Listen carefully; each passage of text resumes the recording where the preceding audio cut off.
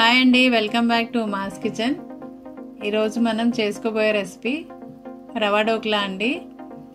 చాలా వరకు బేసన్ డోక్లా చేస్తారు, కానీ రవా డోక్లా కూడా చాలా బాగుంటుంది, చాలా టేస్టీగా ఉంటుంది. ఇప్పుడు మనం ఎలా చేసుకోవాలో చూద్దాం. ముందుగా ఒక బౌల్లో ఒక కప్పు బాంబే రవ తీసుకోవాలండి.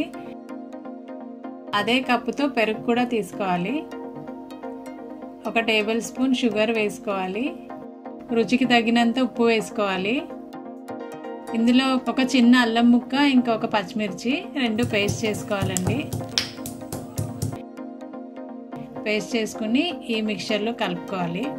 ఒక టేబుల్ స్పూన్ వరకు ఆయిల్ వేసుకోవాలి. ఇప్పుడు ఇదంతా బాగా మిక్స్ చేసుకోవాలండి. వాటర్ కొద్ది కొద్దిగా పోసుకుంటూ మిక్స్ చేసుకోవాలి.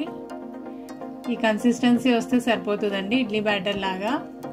ఇప్పుడు మనం దీనికి మూత పెట్టుకొని ఒక 15 to 20 మినిట్స్ పక్కన పెట్టుకోవాలి.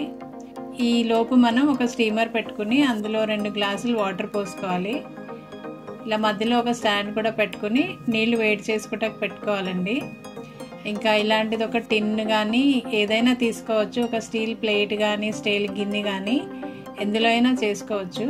దానికంతా ఆయిల్ రాసుకుని పక్కన పెట్టుకోవాలి. 20 నిమిషాల తర్వాత ఇప్పుడు ఈ బ్యాటర్లో మనం ఈనో ఫ్రూట్ సాల్ట్ ప్యాకెట్ వేసుకోవాలి. వేసుకుని కొద్దిగా వాటర్ పోయాలి.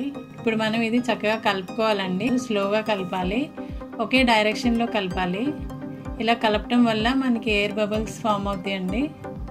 ఇప్పుడు మనం వెంటనే ఆయిల్ రాసి పెట్టుకున్న టిన్లో వేసుకోవాలి. ఇప్పుడు మనం ఈ టిన్ స్టీమర్లో పెట్టుకుని ఒక 15 మినిట్స్ మూత పెట్టుకుని ఉడకనివ్వాలండి. ఒక 15 మినిట్స్ ఉడికిన తర్వాత ఇప్పుడు మనం మూత తీసి ఒక టూత్ పిక్ తో గానీ ఒక చాకుతో గానీ గుచ్చి చూడాలి. అది క్లియర్ గా వస్తే మనది డోక్లా ఉడికిపోయినట్టండి. తర్వాత మనం దీనికి తాలింపు పెట్టుకోవాలి. పాన్ పెట్టుకుని అందులో ఒక టేబుల్ స్పూన్ ఆయిల్ వేసుకోవాలి. ఒక స్పూన్ ఆవాలు వేసుకోవాలి. ఒక స్పూన్ నువ్వులు వేసుకోవాలి. 3 పచ్చిమిర్చి స్లిట్స్ వేసుకోవాలండి. కరివేపాకు కూడా వేసుకుని ఫ్రై చేసుకోవాలి. ఇది ఫ్రై అయిపోయిందండి. ఇప్పుడు మన డోక్లా కూడా చల్లారిపోయింది. దీన్ని కట్ చేసుకోవాలి. 4 సైడ్స్ కట్ చేసుకున్నాక డిమోల్డ్ చేసుకోవాలి. ఇప్పుడు మనం తాలింపు పెట్టుకున్నాం కదా, అది వేసుకోవాలి. మొత్తం వేసుకున్నాక పీసెస్గా కట్ చేసుకోవాలండి.